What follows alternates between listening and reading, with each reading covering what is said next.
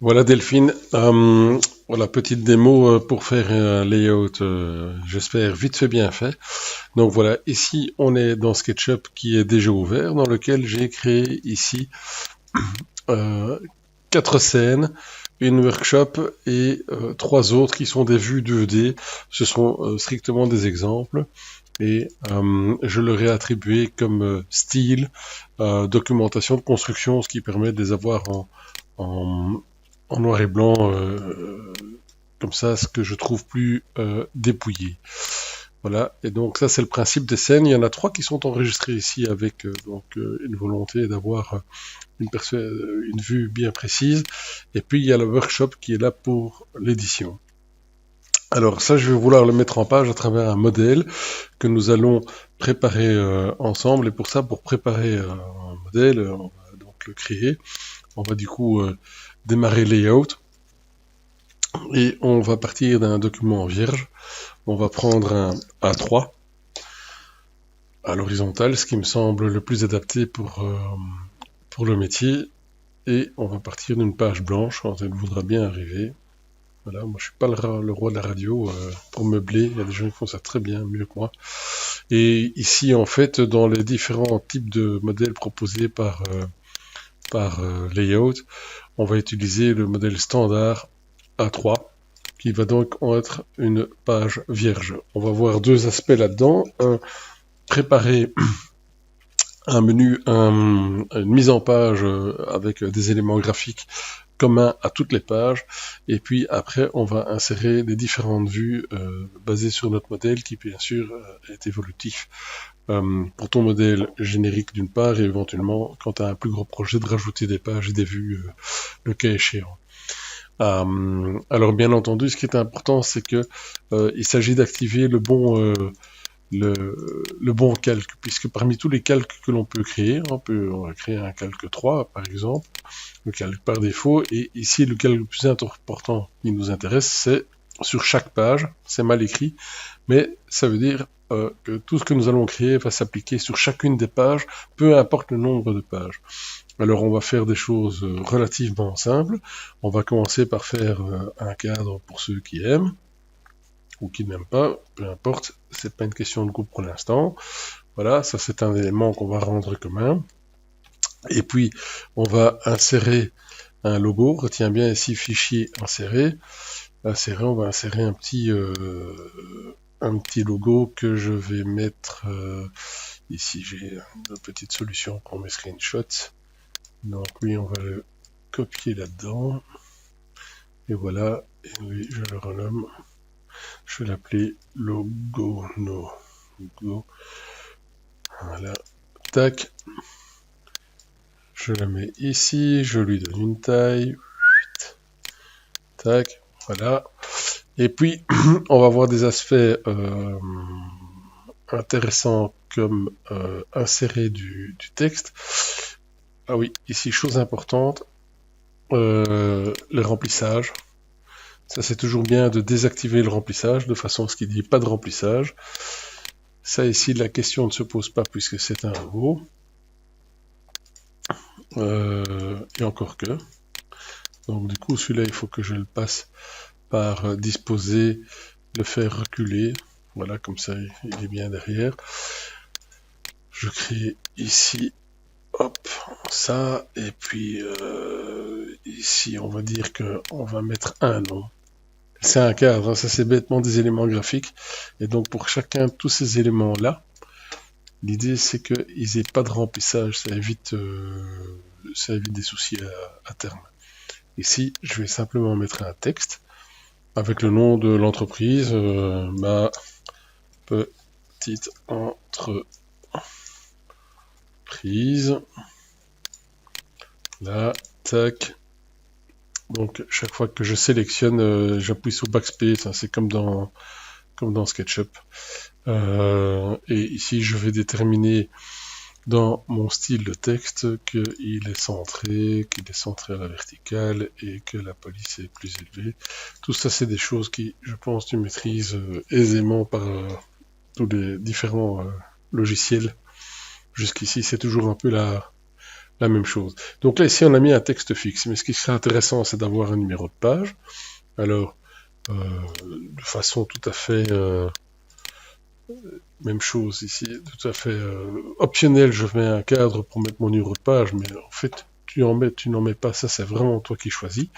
Dedans, je vais mettre un texte, et dans ce texte, je vais insérer un numéro de page. Il est parti, bon, il n'existe même plus à mon avis. Tac, voilà. Là, je suis donc avec le curseur, on voit qu'il y a le petit curseur qui clignote là, et là, je vais demander dans texte faire une insertion automatique et je vais mettre le numéro de la page. Paf, 1, fabuleux. Et comme je vais la mettre en grand, je l'augmente et même chose, je le centre, comme ça c'est tout de suite plus joli. Évidemment, la taille n'a pas fort suivi. Sélection. Lui, je suis bien avec lui. Taille. Ça c'est trop. Ok, quelque chose entre les deux. Voilà, comme ça on voit bien. Et je pense que je peux dire que je peux voir le trait avec une certaine épaisseur. T'as vu? Un deuxième cadre, ça fait un peu maillot de foot, ça c'est chouette. Alors là, déjà de façon dynamique, ça veut dire que si on crée une nouvelle page, voilà, donc là maintenant je peux naviguer entre deux pages et le numéro des pages suit. Tout ça, sera toujours disponible dans ton modèle une fois que tu l'utiliseras. Et quand tu vas rajouter des pages, automatiquement, le nombre de pages, le numéro des pages va augmenter progressivement. Alors, plus intéressant encore, tu voudrais savoir où tu as rangé le dossier, eh bien, tac, tu te mets un texte ici, paf, paf, le curseur, texte, entrée, et tu vas chercher date, non fichier. Voilà. Et en fait, comme le fichier n'a pas encore été nommé, il n'y est pas. Tac. Mais ça, tu l'auras plus tard. Et puis, on peut comme ça rajouter tous ceux qui sont existants, mais surtout, on peut en rajouter. On peut en rajouter, dépersonnaliser. Et donc, configuration et documents. Ça, c'est vraiment un truc que je trouve très utile, assez important pour l'organisation. Et ici, texte personnalisé. Et je vais me faire une nouvelle balise que je dois toujours syntaxer avec ces deux plus petits et plus grands que.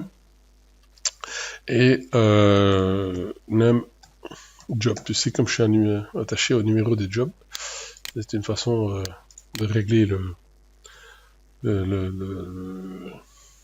suivi des dossiers. 200 année 22 00 36. Voilà, ça c'est mon numéro de job. Et voilà.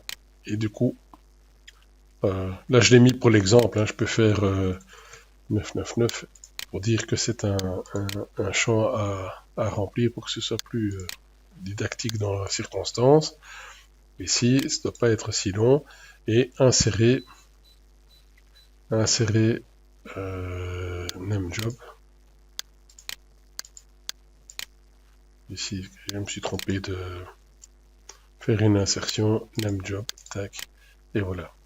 Et de nouveau, mise en page, formatage du texte 999. Et évidemment, ce que je peux faire, c'est numéro job.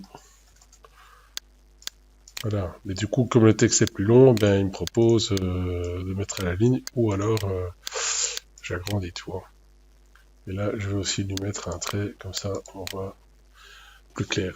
Tout ça, tous ces petits chipots de mise en page, à un moment, tu prendras le temps de faire ça bien, de bien mettre le nom de ta boîte de TVA, le dessinateur, tout ce que tu veux voir comme information. Tout ça ici, ce qu'on a mis là, c'est sur la page commune. Alors, je suggère de verrouiller ça. C'est pour éviter des modifications inadéquates. Donc ici maintenant, on a nos deux premières pages qui sont prêtes, puisque tu as vu, on navigue entre les deux pages. Donc tout ce que j'ai mis, change. Évidemment, change accompagne le nombre de pages avec le numéro de page qui évolue. Les autres données n'ont pas plein de raisons de changer entre les pages. Alors, on va passer à l'insertion des plans. Donc, je me mets sur la page 1 et on va dire que là, je voudrais avoir une vue. On va bien voir laquelle. On va commencer par insérer la vue. Donc, fichier, insérer. Insérer quoi? Mais donc, je vais là où il y a ton premier projet avec lequel tu vas élaborer ton modèle.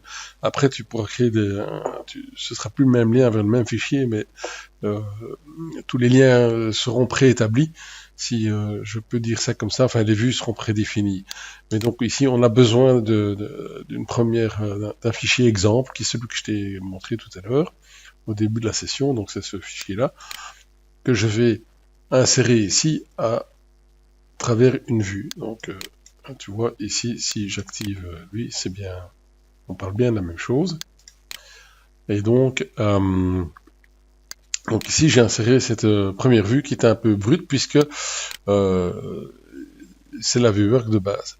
Alors, je peux modifier cette vue ici en cliquant à droite, à partir du moment où il y a quelque chose dedans. Donc, si je clique à droite ici, ça, je suis sur la feuille, tandis qu'ici, je suis dans l'image. Et alors, je peux définir si c'est en perspective ou pas, par exemple. Voilà, tac, on rentre en mode parallèle, en vue parallèle, vue standard, vue de face. Et puis, je peux également modifier le style et dire que je veux le style construction. Donc là, normalement, il doit devenir tout blanc. Voilà, et ça, c'est une première. Et que je mets ici. Mais disons que c'est ta première page et tu te dis, ouais, en fait, ici, moi, ce que je voudrais, c'est un truc de ouf. En fait, c'est de la perspective. La vue standard, c'est une isométrique comme ça, et avec l'environnement. Ça serait la première page. Wow, ça c'est top. Et sur la deuxième page, ah mais tu sais qu'est-ce que j'ai fait? J'ai oublié de changer le calque. Du coup, on a appliqué celui-ci sur chacune des pages. Donc ça, c'est pas bien du tout. Du coup, qu'est-ce qu'on peut faire pour corriger ça sans devoir recommencer depuis le début? Eh bien, bon, je vais revenir sur la première, mais c'est faisable depuis la deuxième. Je suis dessus. Je vais couper, l'enlever. Je vais activer le calque par défaut, ou le 3. Je crois que c'est pas très important. Enfin, c'est sûrement pas très important. Et je vais le coller. Et donc, ici, la revoilà. Et je vois que je l'ai de nouveau sur chaque page. Donc, je vais sucrer ça. Et on va recommencer ici. On va dire que ça, c'est lui. On va faire fichier, insérer, reprendre lui. Là. Et là, c'est bon. Donc, pas oublier, comme j'avais d'ailleurs souligné et que j'ai réussi à oublier, de bien se mettre sur le bon par défaut. Tac, ici, vue en perspective standard isométrique. Et j'aime pas cette zone grise, alors moi je retire, je refais le style construction comme ça. Paf. Et je trouve ça tellement plus classe. Ensuite, ici, insérer. On repart du même fichier. Et là, on va dire qu'on veut... Hop. Là, j'ai dû m'y reprendre à plusieurs fois pour attraper le bon menu. Alors là, je veux plus de perspective. Je veux toujours mon style construction. Et vue standard, celle de face. Donc ça me va pas mal. Voilà. Et je l'adapte. Ce sont des choses, des corrections que tu seras amené à faire projet par projet. Tu auras un projet, il aura une certaine taille. Donc la première fois, ton modèle, tu vas devoir un peu adapter les vues. Mais une fois que ton gabarit il est connu, au fur et à mesure que le projet évoluera, normalement tu ne devras pas ou très peu modifier toutes ces vues. Il faudra juste faire les mises à jour comme on va le voir tout à l'heure. Donc ici on a une première vue, je vais insérer une seconde vue, toujours depuis le même fichier forcément. Alors là je vais demander la vue en plan par exemple. Ah, il a déjà mis en... Ah oui, mais ça c'est parce que j'ai utilisé la vue au plan qui est déjà définie dans mon projet. Donc là, je récupère tous les éléments de mise en page. Sinon, je demande une mise en page standard, vue du dessus, hein, ce qui équivaut là en plan. Et là, ici, tac, tac. Et là aussi, je crois que je peux demander d'avoir des traits, tu vois. Voilà, du coup, on voit ici, on va avoir traits aussi, mais en pointillé. Là, ça, je te montre pour la petite histoire. Et donc, nous avons bien plusieurs vues comme ça, et on peut continuer sur d'autres pages. Ça, c'est pas nécessaire, je pense, à ce stade, de multiplier les possibilités. Du coup, ça maintenant, qu'est-ce qu'il faut faire pour le rendre réutilisable avec un nouveau projet, ou le même projet? Eh bien, on va l'enregistrer comme modèle. Alors ça, il faut faire ça au bon endroit. Donc, fichier enregistré comme modèle type. Comme modèle type, ici, ça c'est déterminant. Dans mes modèles, mon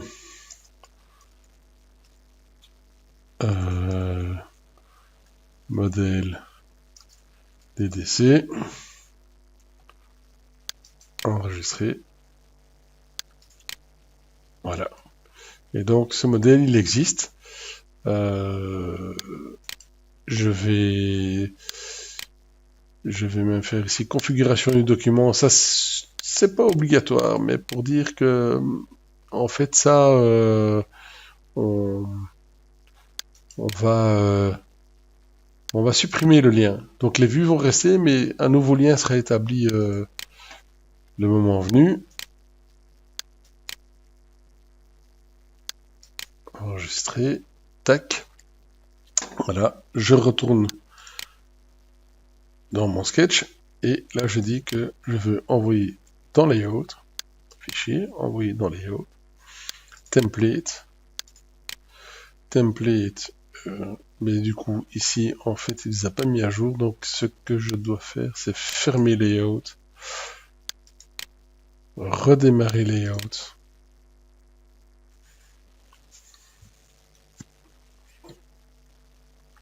Qui attendra verra.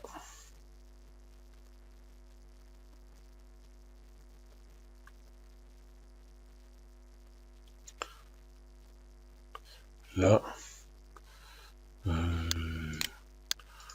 Tac, je recommence ici depuis SketchUp. SketchUp. Fichier. Envoyer dans Layout. Et là, normalement,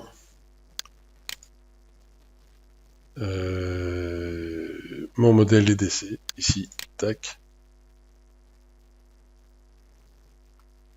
Et voilà. Et du coup, ici, il a remis toutes mes présentations,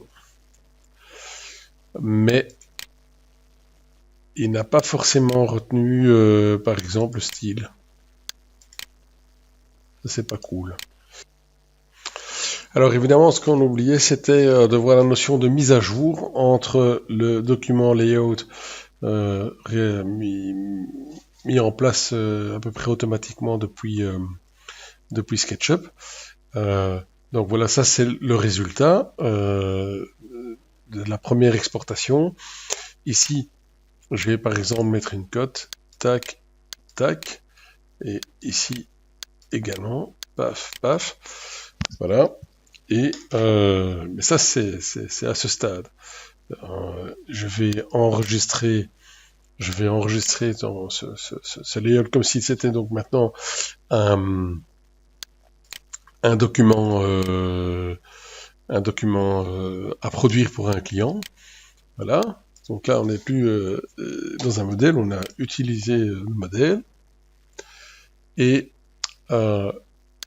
évidemment, le client te demande de modifier des trucs, ce qui est assez courant dans le boulot, et du coup, on va apporter des modifications.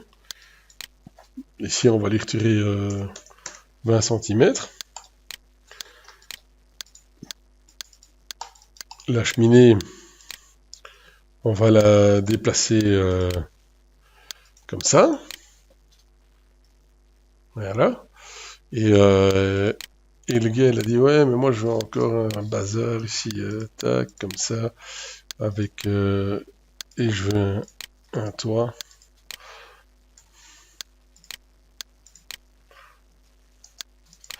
Là.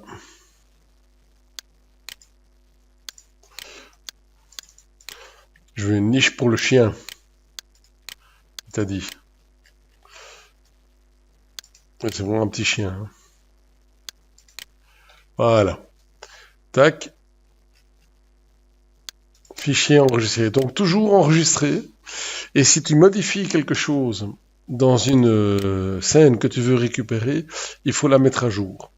En l'occurrence, si tu changes, par exemple, de style, eh bien, hop, tac, mettre à jour. Sinon, et puis enregistrer. Mettre à jour et puis enregistrer. Ça, c'est vraiment important, sinon tu n'auras pas les mises à jour de ce que tu as fait du côté du layout. Je reprends mon document layout. Là, les modifications n'ont pas eu lieu parce que, en fait, ça, ce n'est pas automatique, il faut le provoquer. Et donc ça, il y a un moyen très simple, c'est tu prends n'importe quelle vue du document, hein, celle-ci, ou à la première page, ou à la dernière, peu importe, là, clac, clique à droite, mettre à jour la référence du modèle. Et là, tu vas voir qu'il va recalculer ça. Donc, tu as vu qu'il nous a mis la boîte du chien qui est pour oiseau. Et ici, les 3,20 m sont devenus 3 mètres. Donc, tout est passé, corrigé. Voilà. Et si les objets, leur dimension n'a pas grossièrement changé, eh bien ta mise en page, tu n'as vraiment pas de modification à faire, à part faire cette mise à jour. Fichier enregistré. Et puis pour finir, exporter dans un magnifique PDF. Paf. Ici, toujours ici. Tu valides, les valeurs par défaut sont généralement bonnes. J'ai jamais dû changer. Et voilà, et ici dans PDF. Voilà, tu as tes 2 pages qui ont été créées automatiquement. Voilà. Et donc avec ça, c'est maximum efficience. Allez, bonnes vacances.